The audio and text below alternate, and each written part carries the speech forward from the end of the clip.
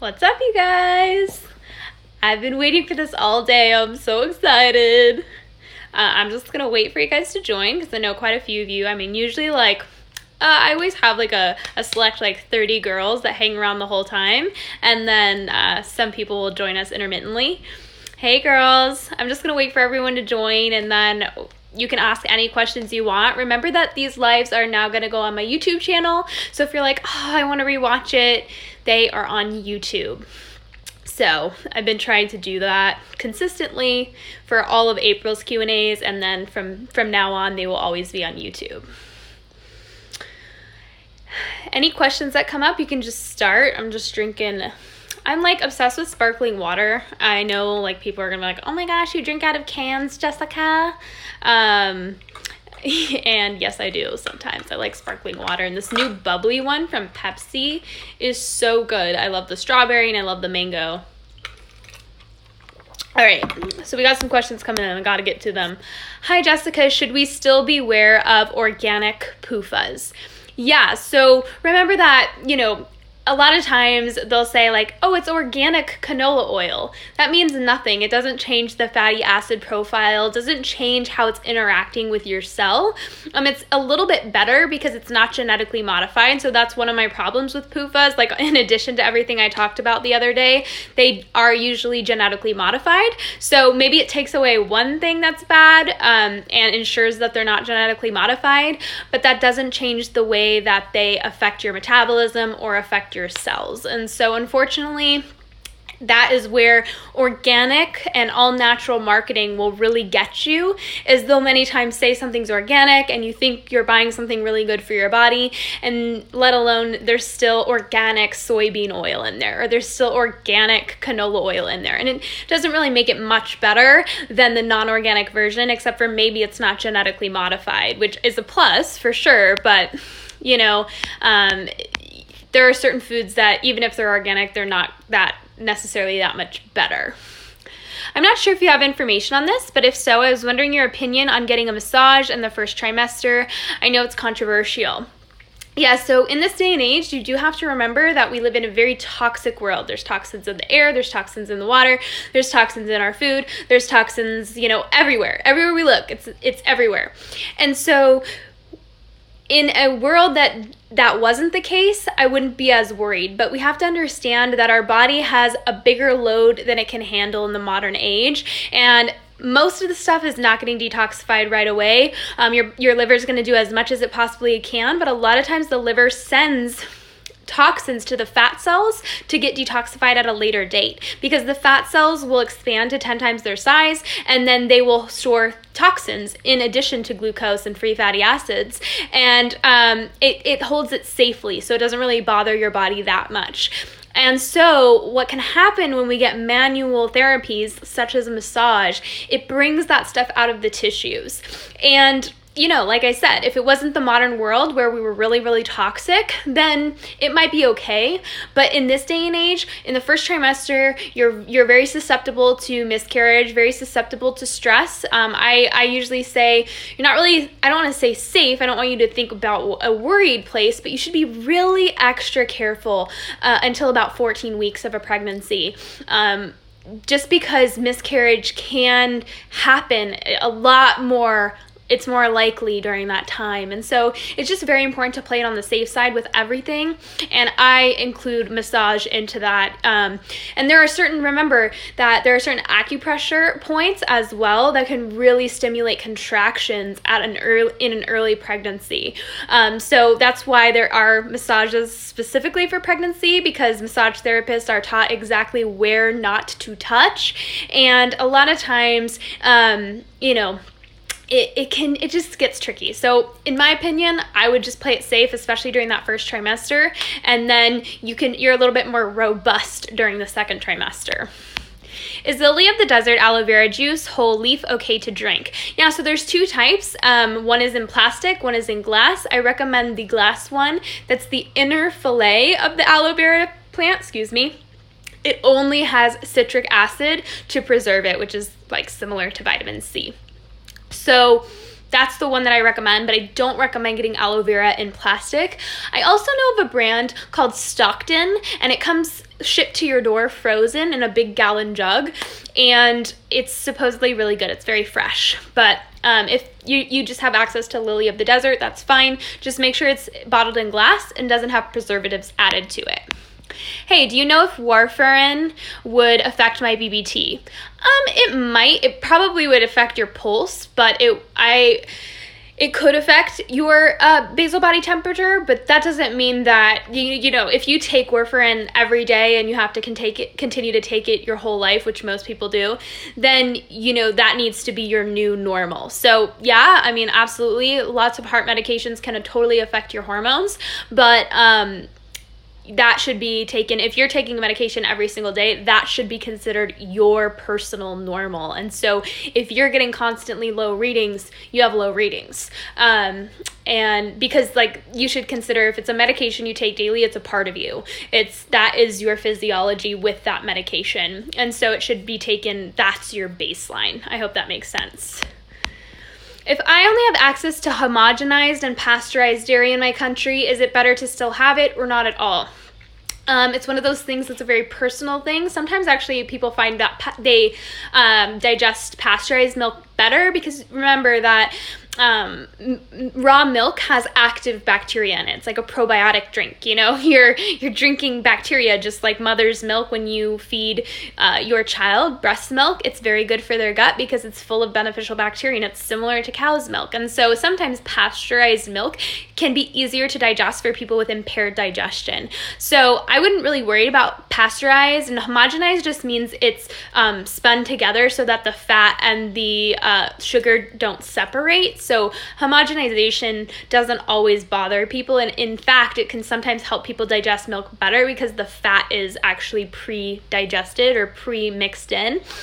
And the biggest thing you look out for in dairy, the biggest irritant to most people, is the synthetic vitamin A and vitamin D that's added to dairy. So just make sure in your country they don't add synthetic vitamins, and I would still experiment with milk to see if it's a food, because if it works for you, it's a perfect food.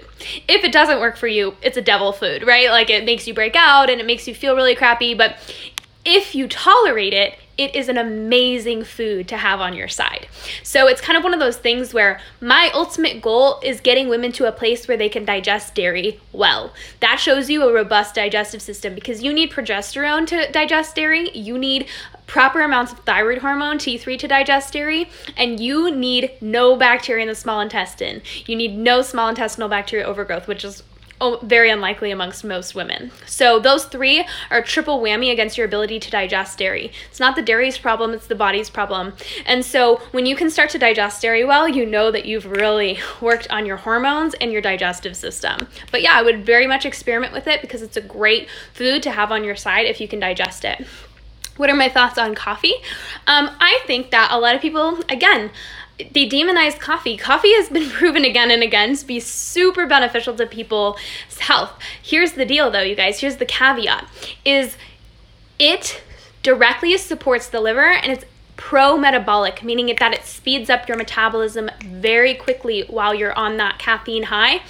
And if you are on a starvation diet, aka a low-carb diet, a low-calorie diet, you're not eating enough, you're over-exercising, that is going to stimulate a cortisol response. That is going to stimulate a stress response. But if you are not starving yourself and you are consuming coffee after a meal, coffee is pro-thyroid and pro-metabolism. But when you drink it, like with a big pat of butter in it on an empty stomach, or you drink it when you're not eating any carbs, and your liver is going through sugar so quickly because your metabolism is working so quickly that your body has to raise stress hormones in order to start breaking itself down to create glucose. Because remember, the purpose of stress hormones is to break down muscle tissue, skin tissue, collagen tissue, send it to the liver. The liver turns it into blood sugar to keep blood sugar levels very regulated and very stable.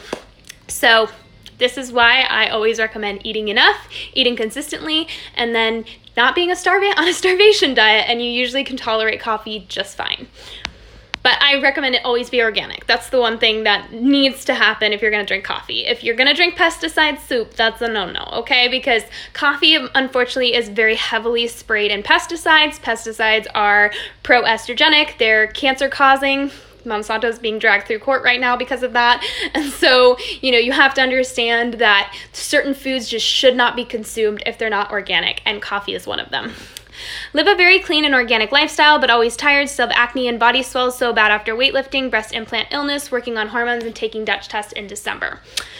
Yes, so breast implant illness, you guys, and I'm actually starting to slowly collaborate. The breast implant illness Facebook group is so large. I think it's over 60,000 women. I have a dear follower who keeps me updated on all of the happenings because she recently got her implants explanted. And I really do want to bring awareness to this topic. I need to know more though. I need to research it more. There needs to be more research come out before I just start blaring it from the rooftops. But I do think it's a huge problem. I've worked with so many women, and obviously a lot of them have breast implants, whether that's from a past decision or their breasts were a source of confidence because society told them that they needed boobs to be beautiful.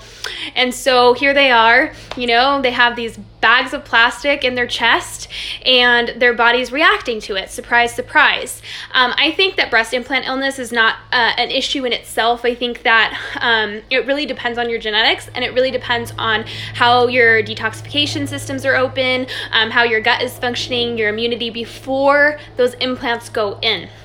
I think that it's kind of a nail in the coffin if you're already having hormonal issues below the surface, and then like the breast implants just add a nail to the coffin. A lot of times too, remember that you can have slight leaks in those implants, and bacteria and pathogens can get inside of them. I've seen pictures of implants come out of the body that are infested with mold and things like that. And this is not to scare you, this is to educate you. So it's one of those things where sometimes changing your lifestyle is enough. But if in your gut you're telling yourself that you have been doing all the right things and still something hasn't budged, sometimes the fact does have to be faced that it could be the implants, and nothing is going to change until the implants go. And this is not me making a decision for you. This is more of me saying that I've seen women go through that hard decision where they spend a year trying to get their bodies healthier and healthier and healthier, and they're working so hard and they are so frustrated. And I get to the point where I say, maybe you should explore the fact that it is the implants that are kind of that nail in the coffin.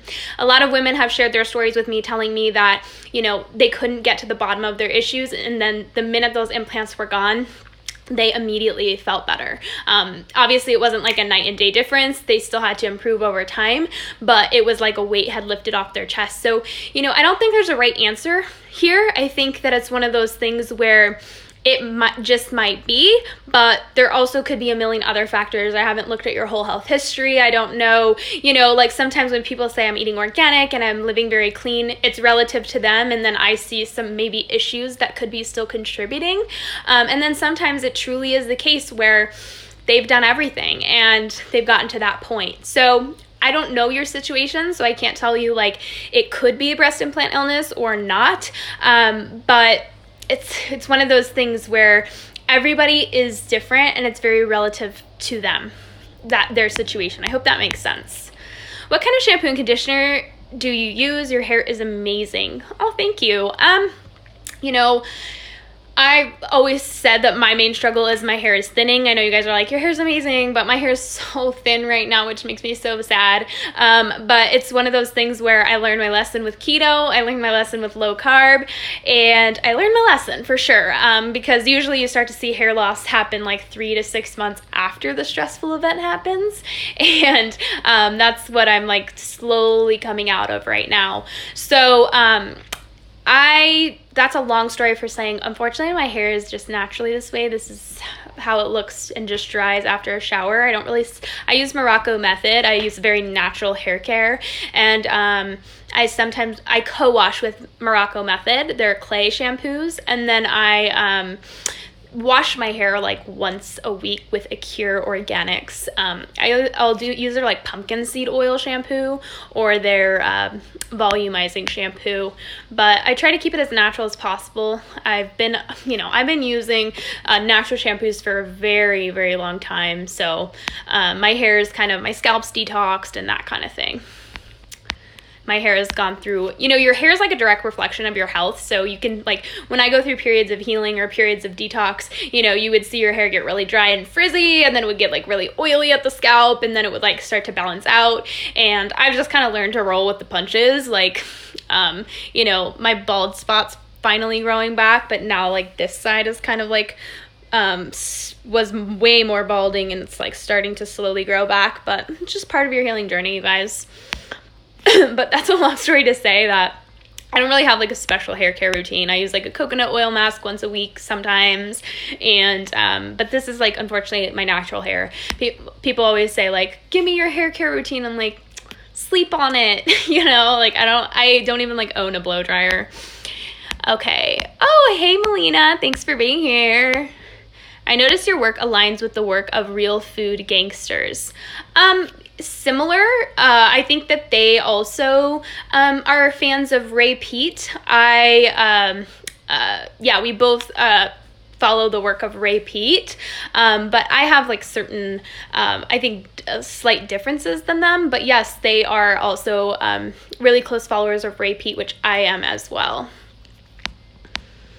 Your thoughts on LED red light therapy for acne? I think it's actually pretty good. I prefer like infrared light if you can. A lot of the like face mask type like red LEDs are so overpriced. You can literally buy a grow light on Amazon that's made for plants. Usually they're like $30, and it's infrared or red light therapy, and it's a lot cheaper than like a red light therapy mask or treatment. What would you advise for PMS? You have to understand, you guys, that PMS, even though it's swept under the rug in our culture as just like a small issue, like everybody's period sucks. It's not normal. It is absolutely not normal. And your period should hit you without you even realizing your period was going to start. That's how your period should be. And women in our culture have become accustomed to period sucking due to the fact that we eat a shitty diet, we don't sleep enough, we drink too much coffee, we eat too many crappy oils, we don't take care of ourselves, we don't take a break, we're nutrient deficient. So when it comes to PMS, the first thing, like always, is nutrition. What are you eating throughout your cycle? A bad period is a reflection. I always say your period is your monthly report card as to how your health is going. And if you're getting a shitty report card, you should take that as, your whole cycle struggling, and the period is the report card that comes at the end of the month to tell you how it's going. And so if you have a really crappy period, you're having a really crappy month, this is the I don't want to say the consequences, it's more of like your body saying, like, speaking up to you. So the first thing that needs to happen is nutrition throughout your whole cycle needs to be good. You need to be eating nutrient dense. You want to be eating protein, carbs, and fat, balancing your meals, balancing your blood sugar, not going crazy with the gluten. Gluten is a woman's worst enemy, really. And then, eating foods that truly nourish you, that are specific to you and that don't bug you. Not what somebody else told you to eat, but what your body is telling you need to eat. And then you also need to make sure you're sleeping really well. And then the week before your period, you have to understand is kind of like, I guess, prep week. That's the week that's going to make or break your cycle. If you have a really crappy week that week, you're really stressed out, you're not supporting liver detoxification, you're drinking too much alcohol, the estrogen detox during that time is going to be impaired. And so estrogen is what's responsible for thickening the uterine lining, giving you that moodiness, giving you that breast soreness, making you really achy, clotty, crampy. You can thank Esty, your friend Esty, for that. So you want to make sure that you're making enough progesterone to keep that estrogen in check, but you also want to make sure that you're supporting your body to make sure estrogen detoxification is happening the week before your period. So the whole cycle matters. It matters if you're ovulating, when you're ovulating, so you can make enough progesterone to balance out that estrogen. It matters how well you're detoxifying that week before your cycle. And then that's what's going to affect you. So when it comes to PMS, it's all about liver detoxification. It's all about eating enough food. It's about getting the right nutrients and treating your body well, making sure you're sweating regularly, moving regularly, getting enough sunshine, and just resting when your body says to rest. Should you avoid sugar if you have insulin resistance? I wouldn't like eat concentrated sources of sugar because your body is impaired right now, but I wouldn't be like avoiding sugar at all costs, specifically a low carb diet. What you want to do when you have insulin resistance is really work to lower stress, eat consistently and regularly, make sure that you are eating balanced meals. So it's not sugar that's the problem, it's eating too much sugar on its own that's the problem. And in addition, what types of sugar are you eating? You know, sugar from fruit and starchy vegetables is very different than concentrated sugar, which a really healthy metabolism usually can handle some concentrated sugar and be fine. But when you're insulin resistant or your cells are inflamed, you can't really handle a concentrated source of sugar. So you want to combine it with protein and fat. You want to stick to natural sugars so that eventually your body would be able to tolerate small amounts of sugar. So if you're not sure how to proceed with my recent stories on sugar, it was not to confuse you. It was just to say that sugar is not necessarily bad for you. It's more about what you're combining with that sugar and the fact that the fats that you eat are going to directly affect the way that your body processes sugar. And so when it comes to insulin resistance, it's all about gut health. It's all about liver health. It's all about making sure you have enough progesterone. It's all about making sure that you have enough thyroid hormone. And it's about, lowering inflammation in the body, lowering stress. And usually those 5 things take care of insulin resistance, no problem. Thanks for the warfarin info. I'm trying to figure out what my baseline would and should be now that I'm tracking. I didn't know if it might be a little lower being on warfarin. It might. My struggle is that I'm dependent on volume enemas. Laxative and Cascara don't do anything, just cause cramps. Sorry to be gross, but everything sits there until I do an enema. Is this fixable? It's fixable, but definitely going to take some digging. If you got caught on volume enemas, it was probably usually with women, when it comes to chronic constipation, it comes with a multitude of issues. First one is low thyroid function, almost always, low progesterone, almost always. It also has a lot to do with the mental emotional connection. So I always talk about the fact that if you're a mama, please do not praise your child for pooping and do not shame them for pooping. Pooping is a normal bodily function that needs to go unnoticed. It needs to be a non-issue. And so sometimes as children, we're either celebrated for pooping, it becomes a performance activity, or we are shamed for pooping, which makes us as children hold it in. And so either way, it makes a weird emotional connection to pooping. Pooping should not be an emotional thing. It should be a normal bodily function. And so you need to go back to the very beginning of your childhood, in your baby years, and ask yourself if you have any traumatic things around pooping. Or do you have any sexual trauma? Because that can really mess with the pelvic floor and make us clench up at a very young age, destroying our pelvic floor and making us chronically constipated. Sexual trauma absolutely constipates women. Then, if those are both non-issues, there's no emotional issue when it comes to constipation, then it is most likely a slow motility. So you need to be focused. Remember, your fecal matter is in your large intestine. Your motility should really be focused on in the small intestine. You cannot control that with an enema. Your metabolism controls how quickly things move. So you need to look into prokinetics, like ginger and iberogast, and even small dose antibiotics are prokinetics. But prokinetics work on something called the migrating motor complex. And the migrating motor complex is what this electrical sweep that goes through the small intestine about every hour and a half, and it's supposed to contract the small intestine and move things through. And a lot of times with people who are super stressed out and chronically constipated, that migrating motor complex can be impaired. And so this is probably a bigger issue. I would highly recommend looking into small intestinal bacteria overgrowth and also looking into a thyroid issue, your progesterone levels, your estrogen levels, which can both affect how things move through the digestive tract. This is a bigger issue than just you being hooked on high volume enemas. There's a reason why you got hooked on them in the first place, and you're probably going to find your answer there. In addition, remember, your colon is a muscle. It gets very lazy when it's not utilized properly. Peristalsis is a specific muscular contraction.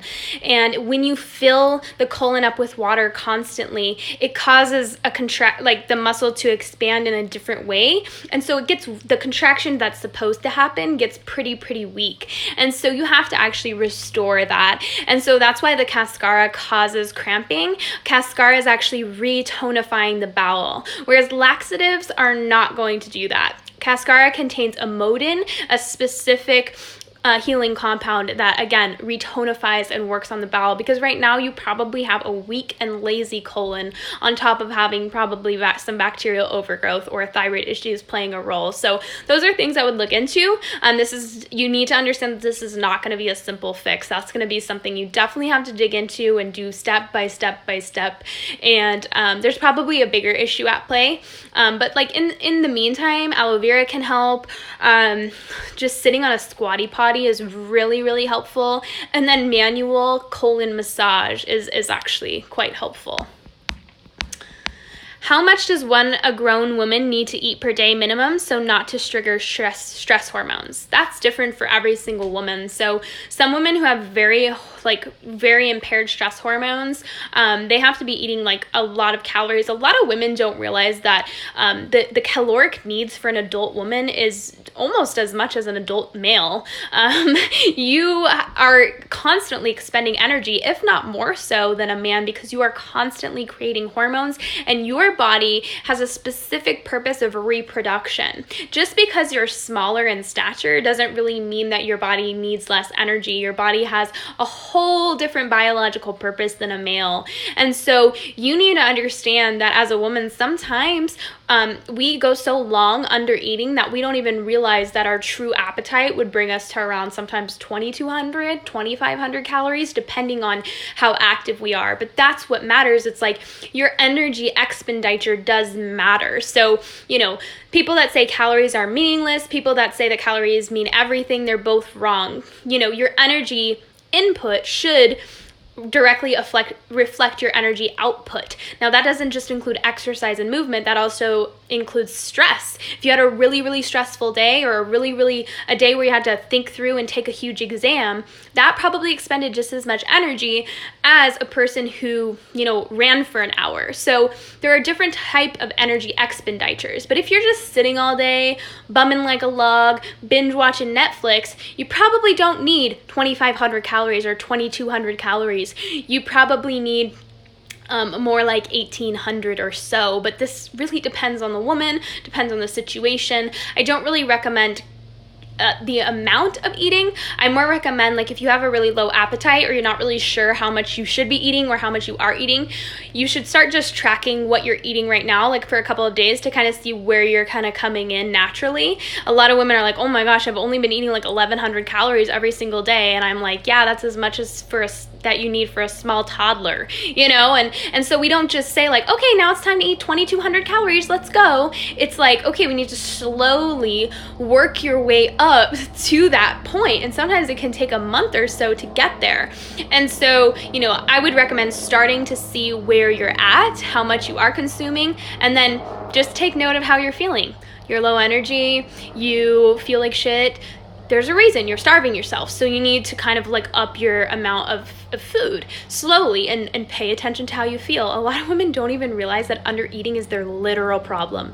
Like, they have all these health issues, digestive issues, energy issues, hormone issues, and they think like it's all this crazy stuff. And it's simply because they are starving themselves. They're under eating. The minute they get to the proper balance of nutrients and the proper amount of nutrients, they're like, whoa, like, this is how good I could feel just eating more food? Like, what?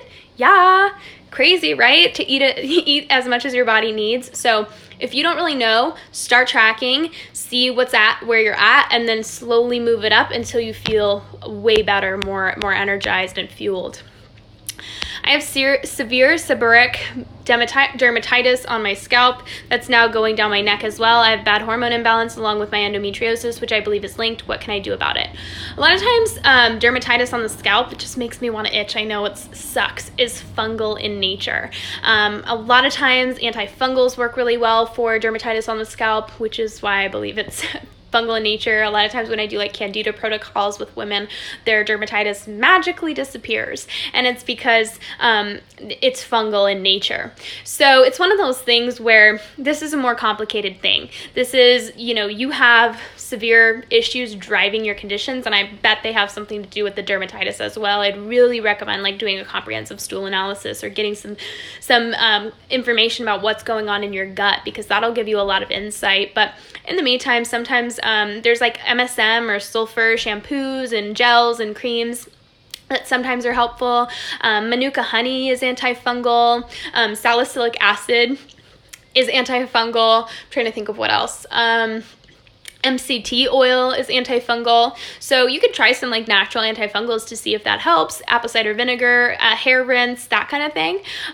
But sometimes I recommend like doing some kind of, if you have dermatitis, trying something fungal in nature to see if that helps. And then that will tell you if it might have a fungal root cause to it. But, you know, dermatitis can be a complicated issue. Any kind of skin rash or condition is a complicated issue because your skin is literally infected, which your skin is an organ. So you just need to look at it as like, okay, I have an organ that's fighting a infection, and there's a reason for that happening.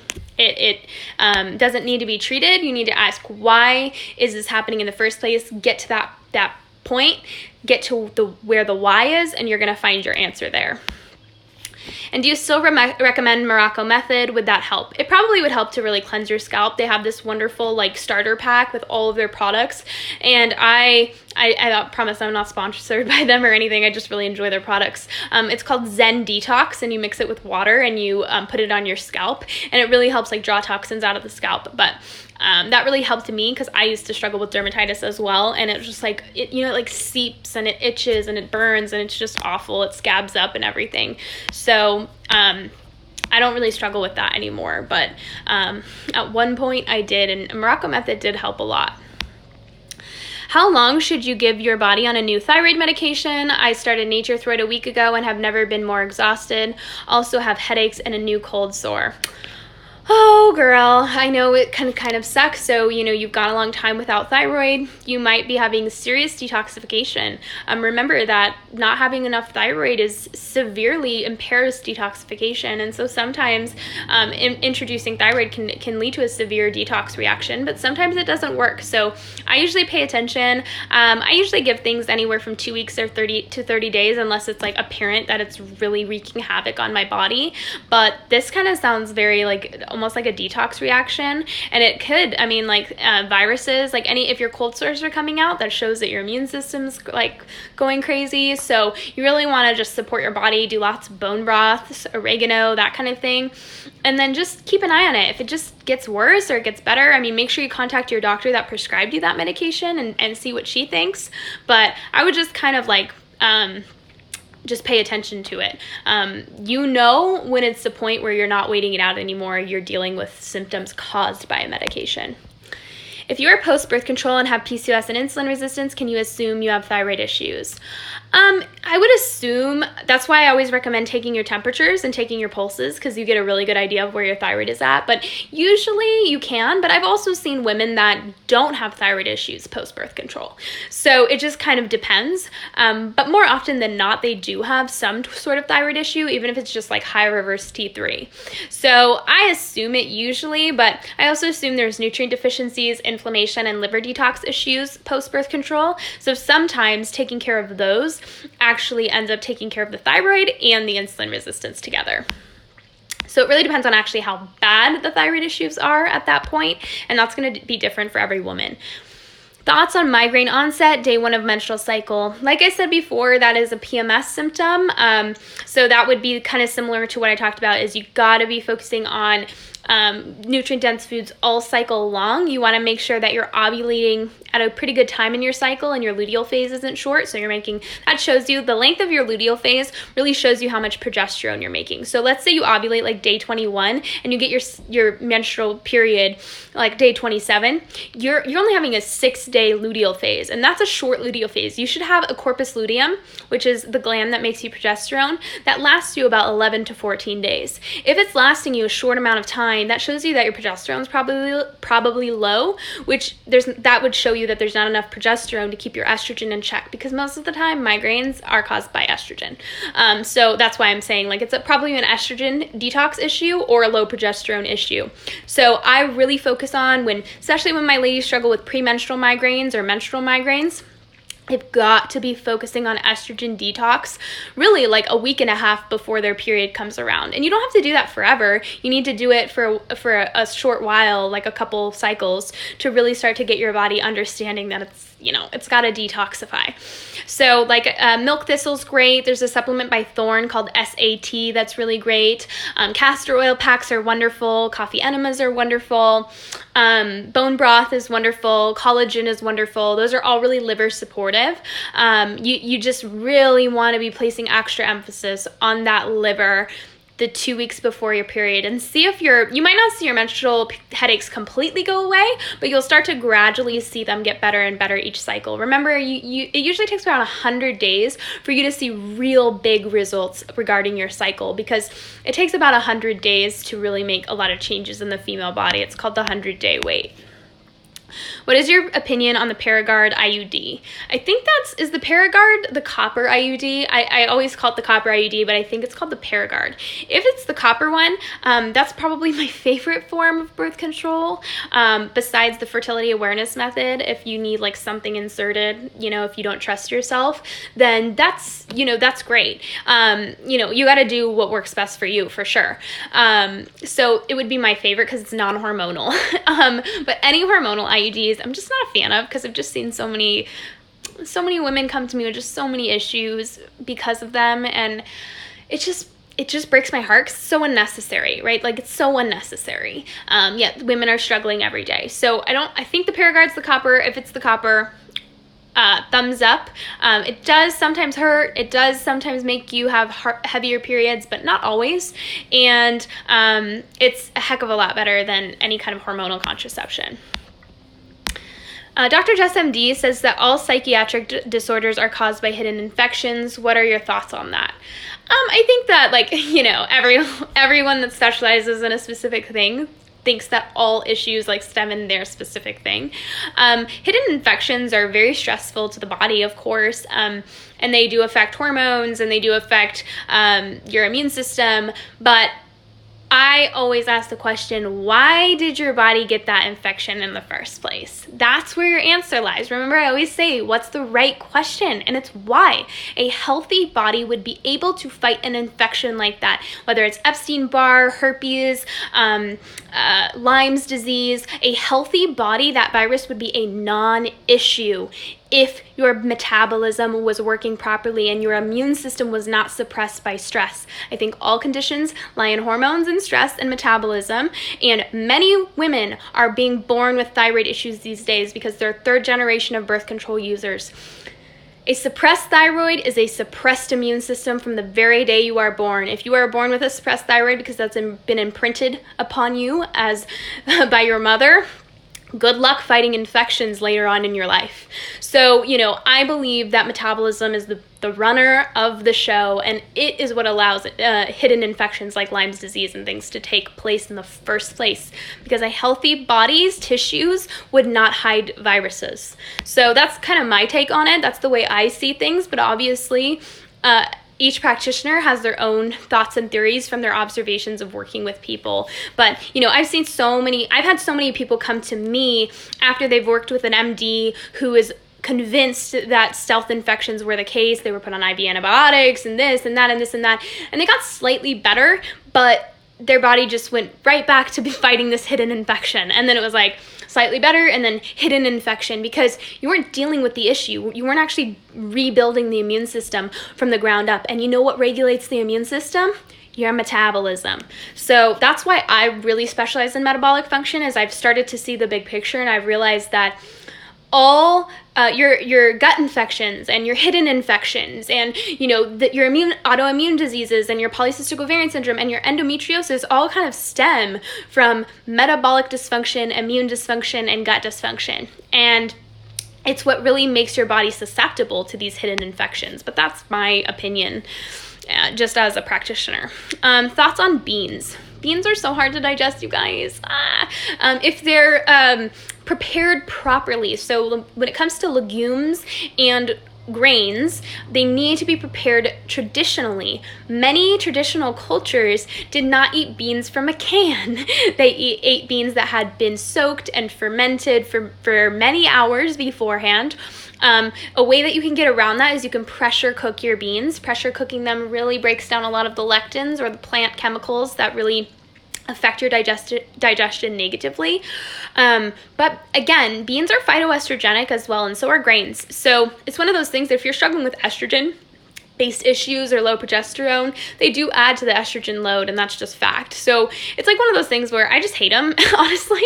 Like, I just would avoid them for the most part, not make them a main source of your diet. Like, if you want to do some hummus here and there and, like, you know, some beans here and there, I don't think there's a problem with that, but, like, making them a part of your diet every day if they don't work for you, it's, you know, it's one of those things where every food is so specific to a person, but if you're having like serious issues and you're still consuming beans on a regular basis, they're probably not working for you. But if you're fine, then I wouldn't make a problem out of something that is not a problem. Will you touch on the subject of hidden infections causing disease and suppressed immunity?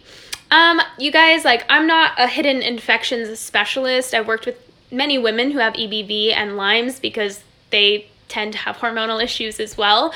I've just seen a lot of them get like thousands of dollars of tests, thousands of dollars of supplements, really fighting those hidden infections. And I think that's a really wrong approach. I think that you cannot kill an infection if your body's not functioning properly. Like, what are we thinking? You need to get your immune system back up. You need to get your gut functioning better. You need to get your metabolic function optimal. You need to get everything else running on full cylinders before you start bringing out infections out of your tissues and killing them. Like, what are you thinking? So, you know, I personally think that infections and should be focused on after the immune system has been strengthened and stress hormones that have been reduced, because there are other things in your body that suppress your immune system, specifically stress-based issues. High cortisol, high adrenaline, high prolactin, suppressed thyroid function, and your immune system cannot work without those things working. Cannot. It's impossible. Done. You also need plenty of nutrients in your liver to actually be able to fight an infection. And a lot of people are like, just take some milk thistle and you'll be good. And I'm like, your liver has very specific needs: 100 grams of protein per day, saturated fat, and tons and tons of glucose. Specifically, if you're fighting an infection, you even have higher carbohydrate needs. And so, you know, again, it's a difference of opinion, but I don't think stealth infections should even be touched until the body is stronger, or you end up causing more stress on the body, which is, I've seen it over and over again. These people pay thousands of dollars on these expensive IV treatments and this and that, and they're trying to bring these infections out, and their body is too weak to handle it, and so they're just like wasting away. And I'm like, what are you doing? Like, stop wasting yourself away. Your body's eating itself.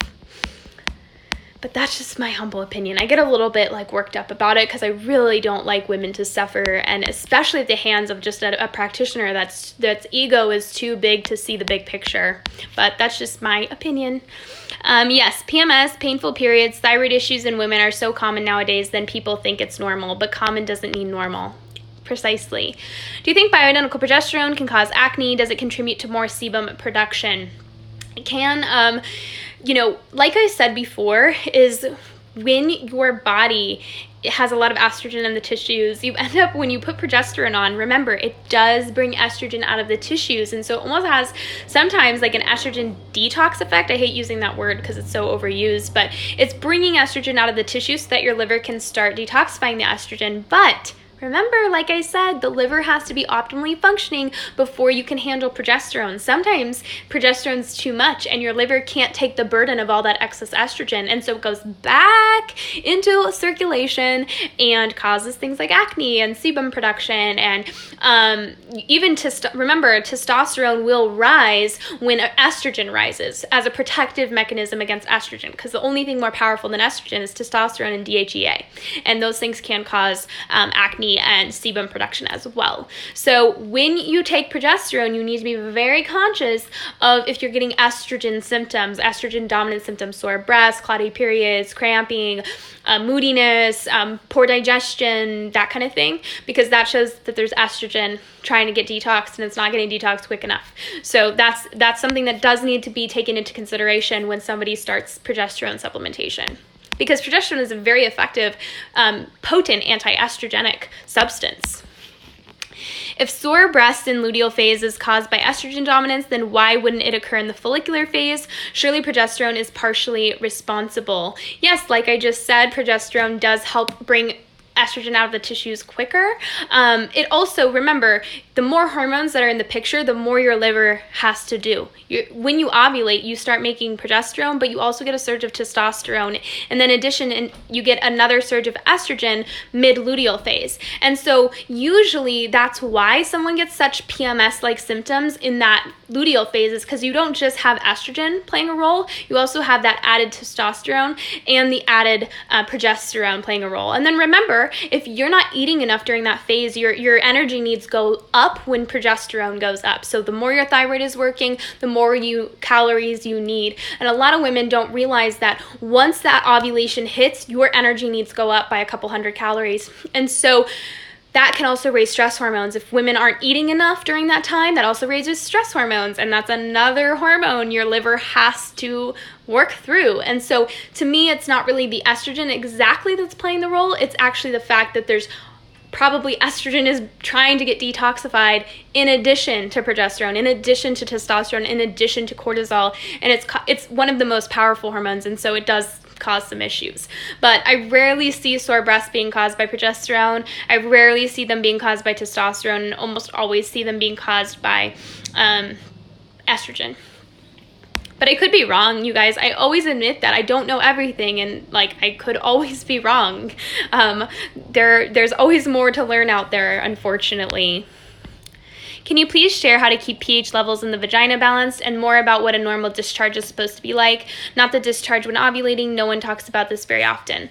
Normal discharge is what's normal to you, but if it smells bad, if it's chunky, if it's a color other than white or even slightly off white, like that's normal. Anything like greenish or yellowish is not normal. And then, you know, every woman is a little different in her discharge, but there is kind of a specific transition, I should say. Some women have way more than others, but it should never be super like excessive. And if it's just like, now this is different for if you're ovulating. If you have that egg white like mucus, it can sometimes be excessive. It can sometimes flow. That's a good ovulation sometimes. But if it's just like excessive throughout the whole cycle, there's lots of chunks, lots of white, and you know, it's a taboo subject, but I don't mind talking about it because it's normal. It's your body functions. You know, you need to kind of find your normal, but the fact that you're asking this question shows me that you don't think it's normal and your gut's telling you it's probably not normal. If it smells anything like fishy or anything like that, it's probably not normal. So bacterial balance in the vagina is really affected by gut bacteria. I regularly see when someone's struggling with bacterial overgrowth or fungal overgrowth in the vagina, they're almost always struggling with it in the gut. So that's kind of the first thing. Sometimes like antibacterials like oregano and berberine and lauricidin and antifungals like garlic and things like that can all be super beneficial for balancing the pH in the vagina as well.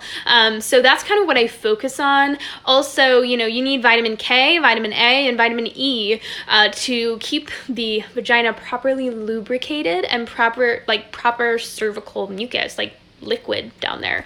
That was a gross way to describe it, but it's true.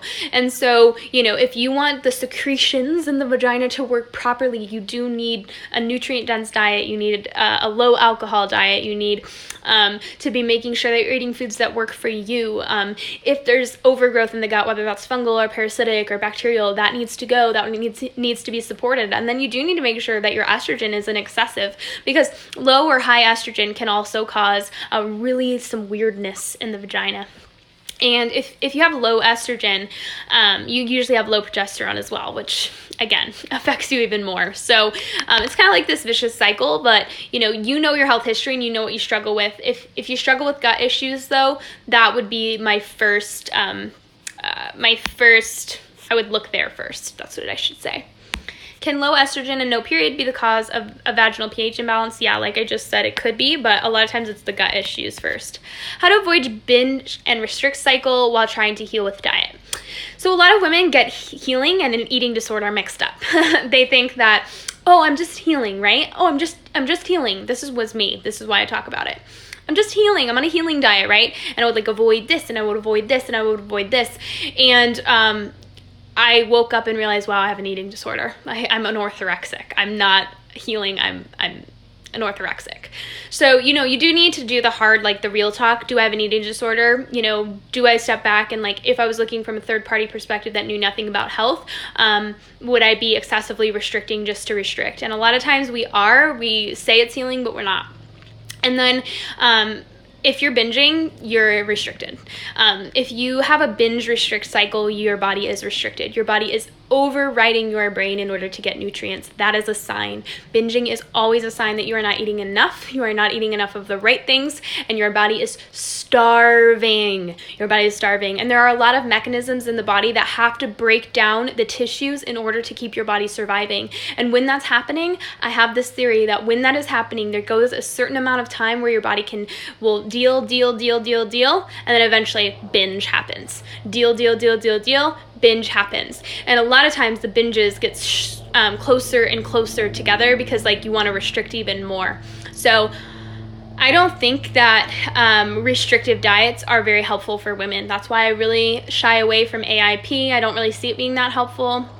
I shy away from like super restrictive diets that put food rules on anything. And a lot of women don't even realize they have an issue until they realize they have an issue. So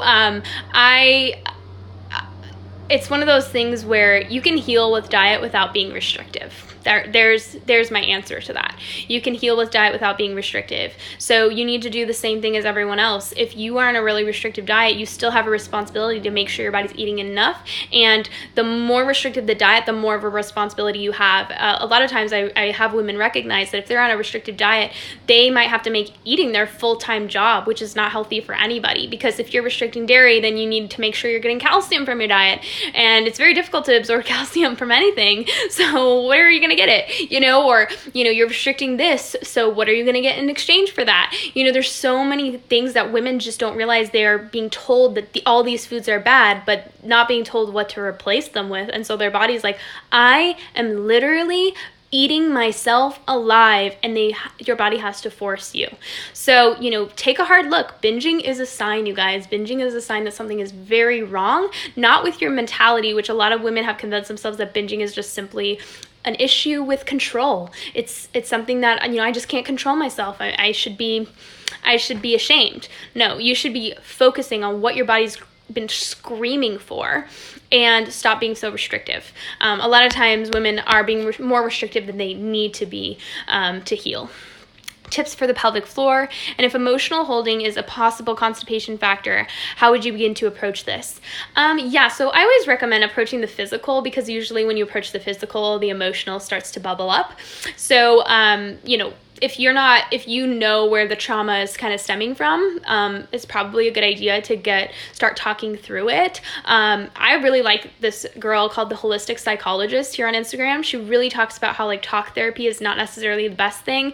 And she talks about how to like actually truly heal from your emotional wounds. She has some really good advice. And then, you want to work on the emotional side, but then you want to also be working on the physical side. And there's actually people called pelvic floor physiotherapists. They actually specialize in pelvic floor issues. You don't want to find someone though that just gives you like Kegels. That's not the point. There are really good physios, and then there are like really poor physios. So you need to really like do your research and make sure that somebody actually understands the pelvic floor. If you've already had children too, you should look into diastasis recti. That can be something, or recti, DR, which is that separation or ab gap between the abs that can also cause pelvic floor issues. They usually go hand in hand. So yeah, definitely things you need to look into, but I would start with like figuring out a way to work through it emotionally and then work through it physically. And there's also lots of like recommendations for doing that on your own. If you're not comfortable with having like a physio stick their fingers inside of you, then you might have to work on that on your own. There's jade egg like weightlifting, which can be really helpful. Like the crystals have some healing powers, and then it also helps you be really conscious of what muscles are maybe weak and what muscles are too strong. And then on top of that, there's lots of like pelvic floor chiropractors that will actually adjust your pubic bone, help you work on loosening certain muscles, because a lot of women don't realize that they're actually clenching, and so certain muscles become pulled. Like imagine you clenching up here, but then this is becoming looser. As you clench harder and harder, it's becoming looser and looser down here. So you usually have a mixture of like too strong muscles in certain areas of your pelvic floor and then too weak in other areas of your pelvic floor. And so you need to kind of almost create a consciousness of like, am I clenching all of the time, or am I like loose all of the time? And then you might have certain areas that are tight and certain are loose, and you're gonna actually have to focus on that. But there's lots of information on the internet on that, like if you know where to look. I really enjoy like jade egg or rose quartz egg lifting and therapy.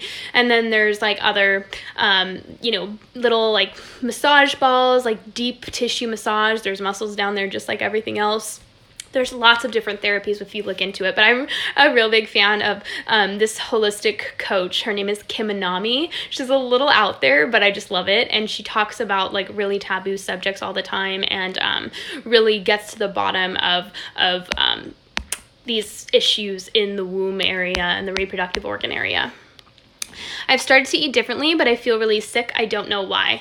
It really depends on how crappy you were eating before. Like some people are eating really crappy, and so when they start to actually change the way they're eating, their body freaks out because they've been eating a certain way for who knows how long. And sometimes you can, if you're in such a imbalanced place, you can actually see like a big detox reaction, or we call this Herxing or Herxheimer's reaction. It's like a healing reaction. Your body's actually getting toxins out sometimes for the first time in a long time.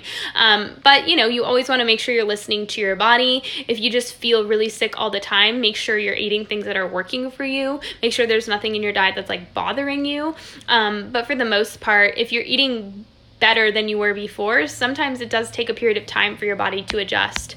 Tips to help with not digesting fats. My first question is always, do you have a gallbladder? If you have a gallbladder, then it's probably an estrogen issue, but in the meantime, I recommend digestive bitters. There's a brand called Swedish Bitters that's really, really good. You take that 5 to 10 minutes before meals. You can also use like dandelion root tea. What else? It's usually a gallbladder issue. That's why I'm bringing this up. The bile from the gallbladder spurts at the top of the small intestine and then mixes with your food and then carries it all the way through and helps you digest fats along the way. But then pancreatic enzymes play a huge role in fat digestion. Hydrochloric acid in your stomach play a huge role in fat digestion, and digestive enzymes also play a huge role. So sometimes the digestive enzyme that it contains ox bile, pancreatin or pancreatic enzymes, and then taking a bitters alongside of that can be really helpful. I like Now brand super enzymes. Taking 2 of those before meals with the digestive bitters usually takes care of that situation pretty quick. I started taking Ancestral Natural Desiccated Thyroid. Does it have T4 and T3? How is it considered an NDT from prescription NDT? It's not considered Natural Desiccated Thyroid prescription. It's just the full thyroid gland, dried, freeze-dried, and ground up and put into a pill. Whereas natural desiccated thyroid is actually they take that thyroid, they extract individual T4, T3, T2, T1, put it in the direct ratios that would be made in your body and put it into a medication. And that's why one is regulated and one is not. One is just the whole gland dried up, done. One is actual medication that's been extracted. So that's the difference. Not to mention all the praise around fasting to regenerate the body and low calorie being better for health misleading me. I know. All this fasting right now is destroying women's hair, really, if we're going to be honest, amongst other things. Iodine with Hashimoto's or no? It really depends on if you're low in iodine or not, but I usually don't recommend it for Hashimoto's. My mom is postmenopausal, has thinning hair, vaginal dryness, problems losing weight, and Hashimoto's. Where do you think she should start, and what should she do? That's really hard. I would actually start with the thyroid, just like anything else. I would actually follow all the advice that I talk about here first, and then once she changes her nutrition and her lifestyle and gets her thyroid in check, then if she needs bioidentical hormones, sometimes that can be really helpful for postmenopausal women to feel like themselves again. Do you think copper toxicity is a problem while on the copper IUD? Not really. You don't absorb a lot of the copper. It's just the copper ions from the actual copper IUD that are affecting sperm function and sperm motility. So it kind of makes them like swim crazy and they just like swim out of control. They can't really fertilize an egg, but I don't think it's a problem. I recently got my day 21 urine test results. Okay, so this one, Nikita, Instagram's cutting me off, you guys, because it always cuts me off after an hour. I'm going to go live again right now for another hour, but anyone that asked a question that I didn't get around to, please ask it again in the next live, and I will answer it. I'll see you in a second.